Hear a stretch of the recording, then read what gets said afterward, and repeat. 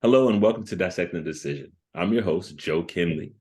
And Dissecting the Decision is a program that helps provide information to viewers to show them a blueprint to identify where they are currently on their life disposition to the path where they want to go to their ultimate goals in life or career. And joining me today is my guest all the way from the United Kingdom, Sarah White.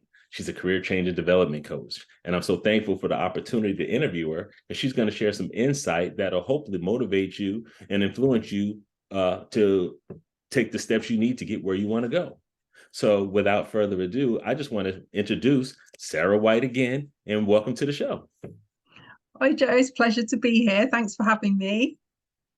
Thank you for being here. Tell me a little bit about what do you do as a career change and development specialist? Yeah, Or so coach, I should say. that's okay. No, what I do is I work with people that are thinking about changing their job or changing their career.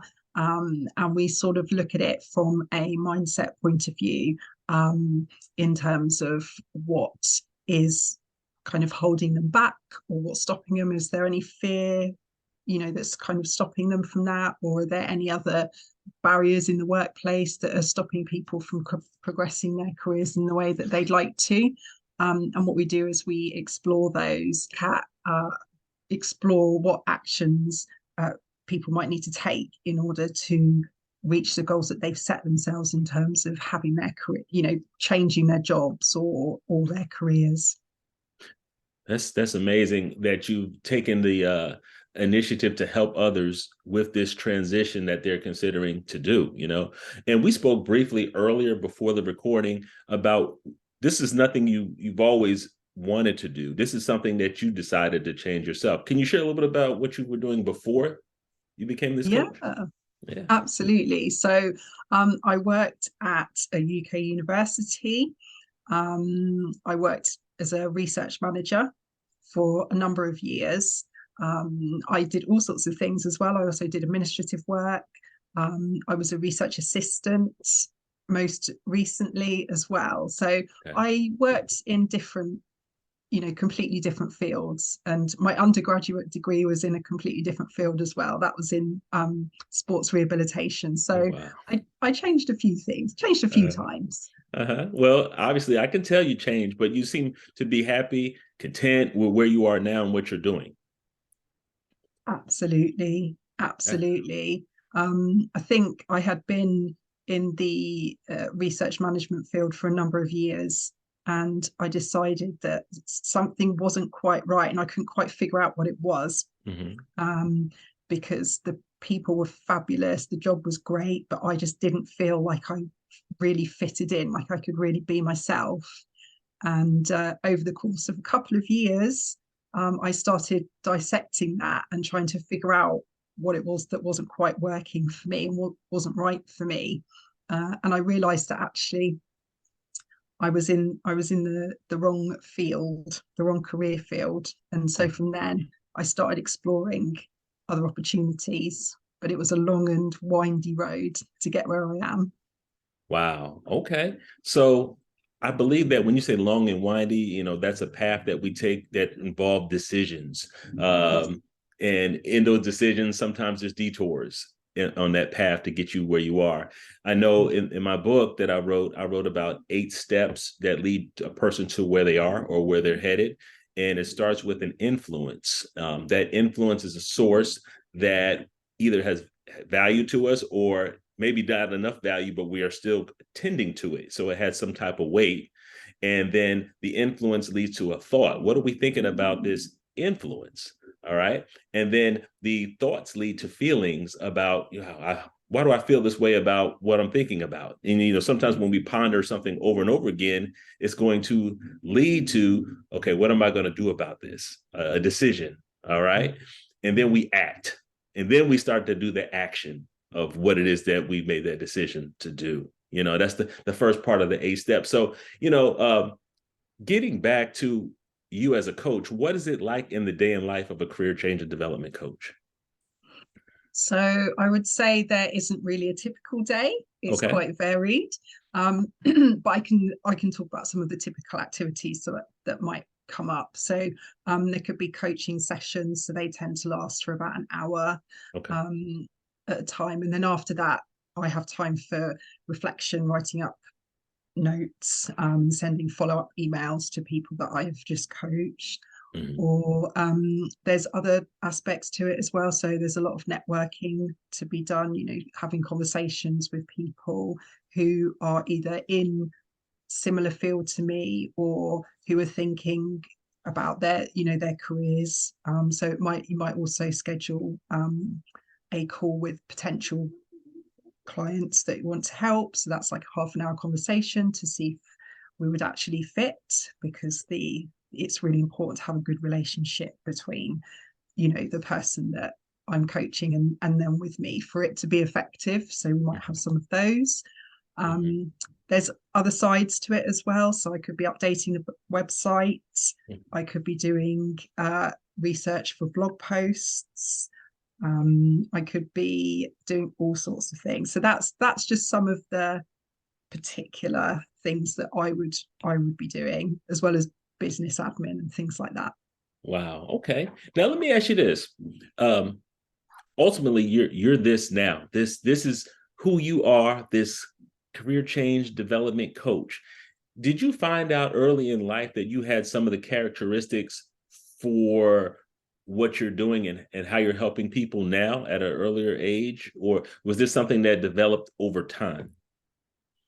Absolutely developed over time.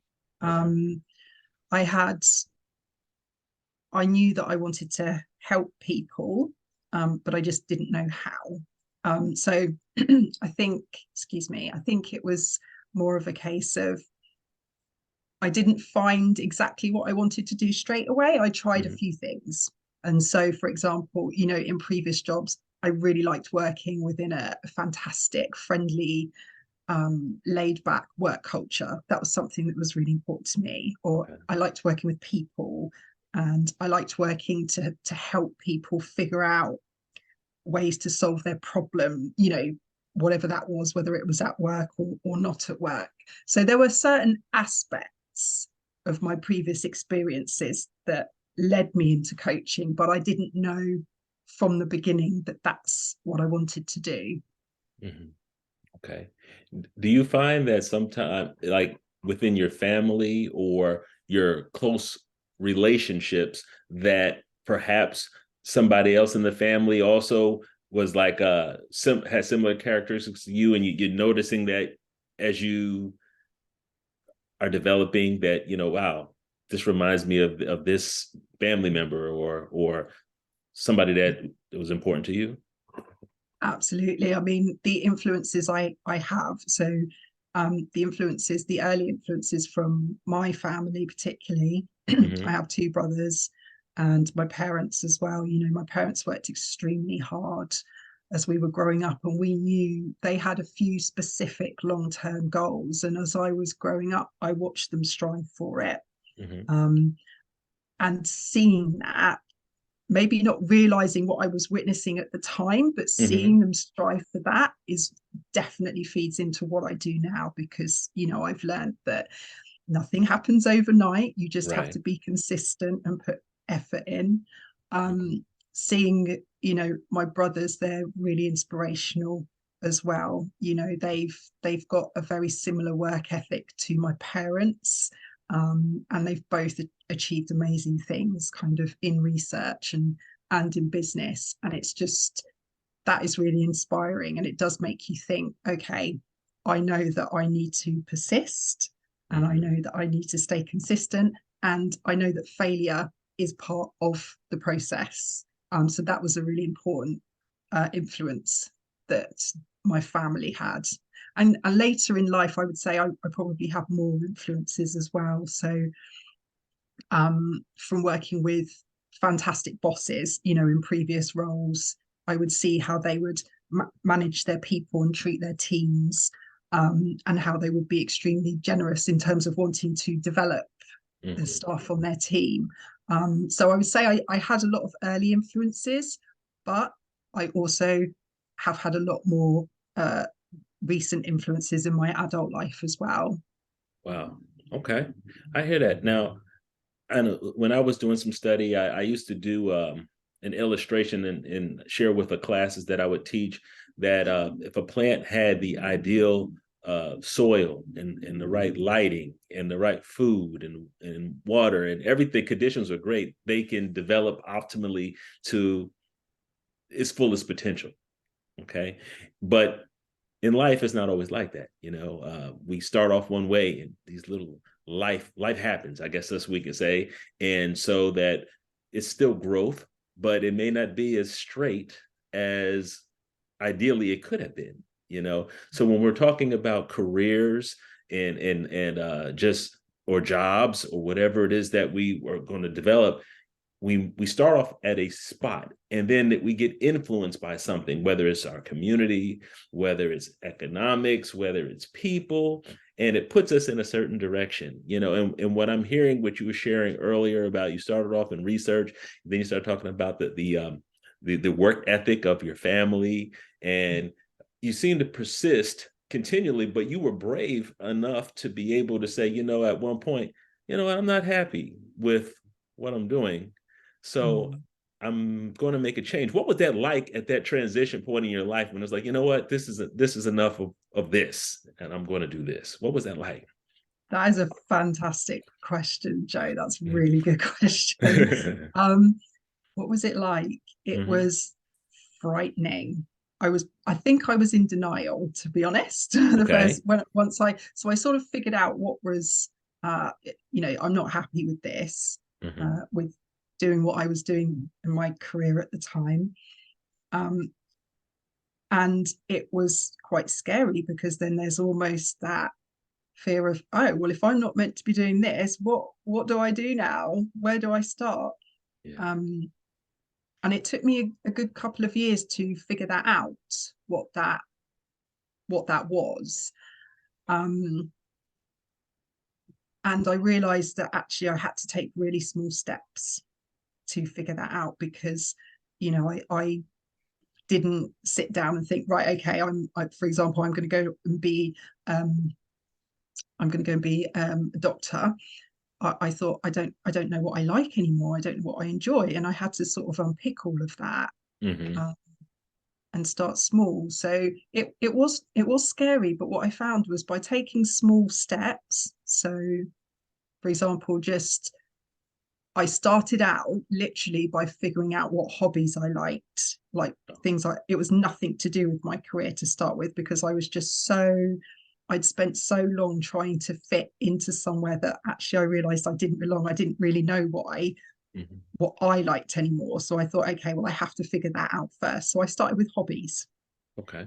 Um, like water, I started cake decorating, Oh, okay.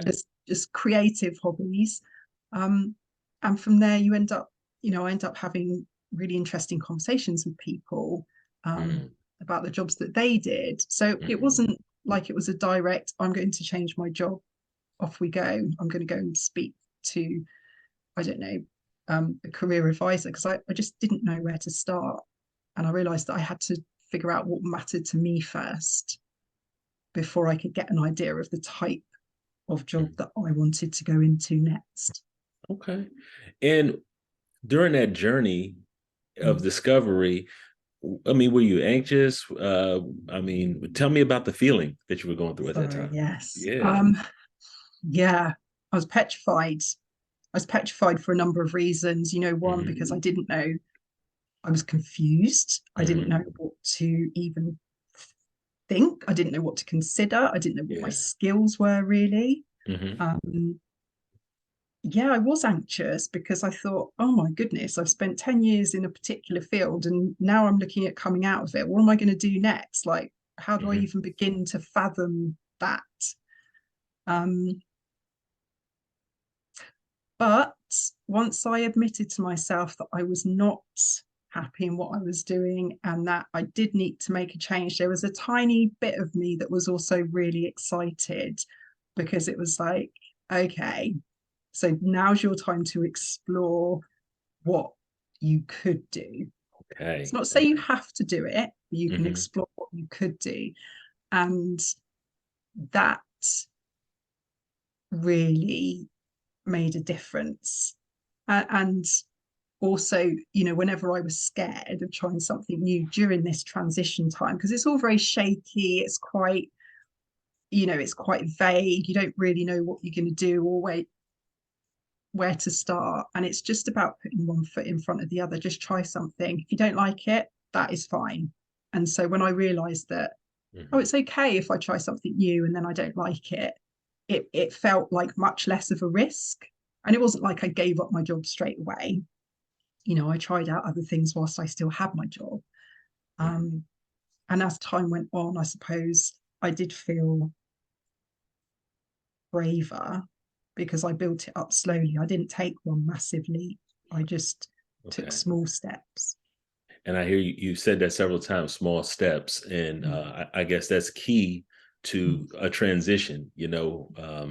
But with your clients that you've been helping since you've been in this role as a coach, has anybody ever approached you and had to make a drastic transition where it wasn't small steps? I mean, is there, you know, when you see people, is there ever a time where it's not a small step? There's something that has to be done like now.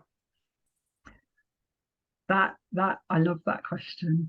Okay. Yeah. I worked with somebody who was at a crossroads. So they had a successful business, which was their passion, if you like, something they were much more excited about. Okay. They also had a part-time steady job. And they had gotten to the point where they said, you know, it was like, do I just jump? Do I just go and do this thing? You know, or do I just keep my safety net of my regular job? And yeah, they felt like they were at the stage where they really needed to make this decision because they've been thinking about it for quite a long time.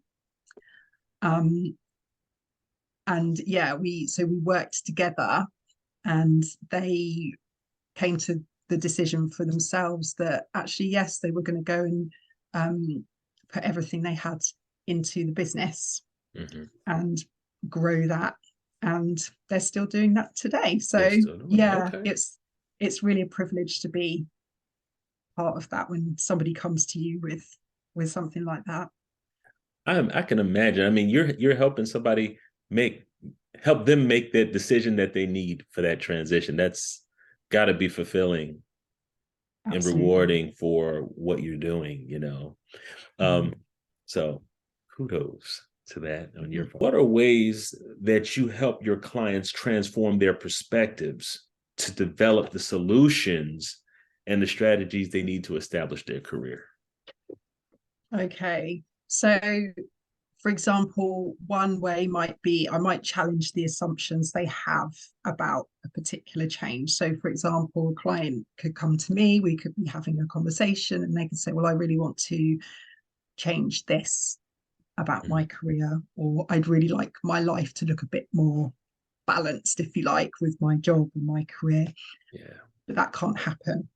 And then at that point, I would challenge their assumptions and say, well, okay, you know, what does balanced look like to you? And then we would explore what that means for them. For example, if they were wanting more work-life balance, and explore, you know, what their current situation is and whether there's any ways, again, small ways, right, to start with, whether they can start to incorporate that. Is there a way they want to start to incorporate these small things into their daily lifestyle?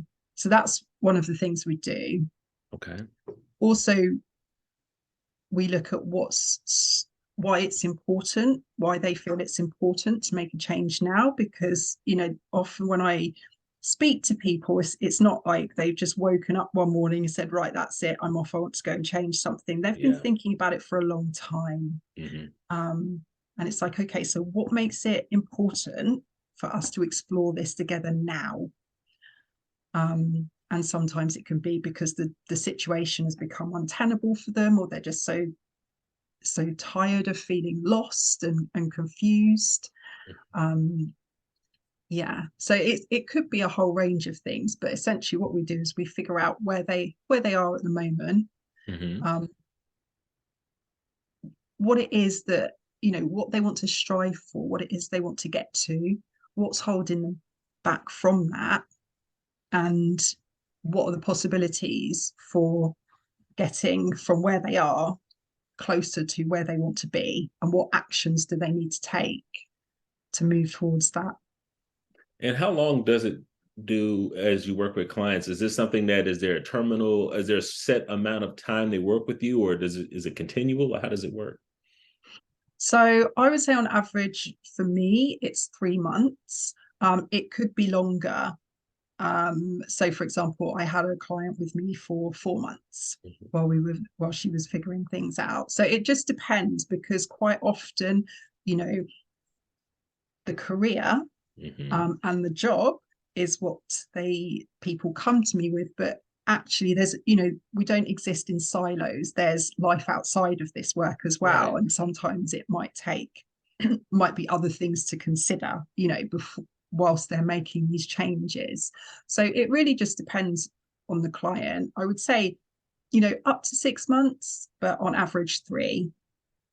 On average 3. Okay. And do they come to you weekly or every day, or how does that work? So we have one session a week for an hour. And then what we do during that session, we talk about what's happened the previous week. We have accountability. So if they've said to me, I'm going to do XYZ between the previous session and this session, we'll catch up and see how they're going with that. Okay. If that hasn't happened, then we would explore perhaps what's been going on for that not to happen. And we do, there would be reflections on what's happened between the previous week and the current session. So in between our one-to-one sessions, they can also message me, and I'll reply to them, within 24 hours. And that's how we work. Excellent, excellent. And as we begin to wrap up the interview, I wanted to just give the viewers an opportunity to find out ways how they can connect with you, or communicate somehow. What would you say? How can they reach you? So I'm really active on LinkedIn. I would say that's absolutely the best place to find me. So I will send you the link to my profile. Best thing to do is direct message me, and I can get straight back to you. It was the best place to find me on LinkedIn. Excellent. Okay, beautiful. Now, and you work with clients all over the world, obviously. Yes. Yeah. My work is online. And I just think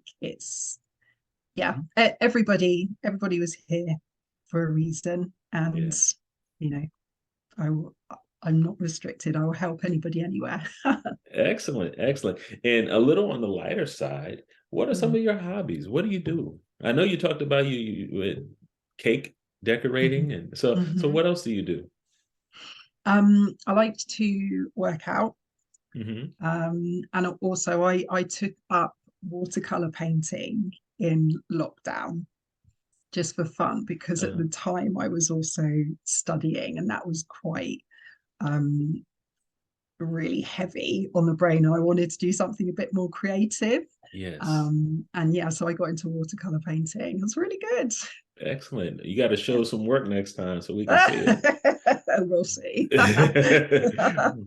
Well, excellent, excellent. So if you're viewing today and you're considering changing your career, or you just need a good coach to help you identify where you are and what you need to do and give you some strategies to help get you where you are, we have Sarah White again, and I'm just thankful for the opportunity to interview you, and hopefully we'll be able to get her back on another broadcast so we could talk about a new topic. But I just want to say thank you again for joining me, and best success to you, and looking forward to the next time. Thank you, Joe. You too. It's been a pleasure.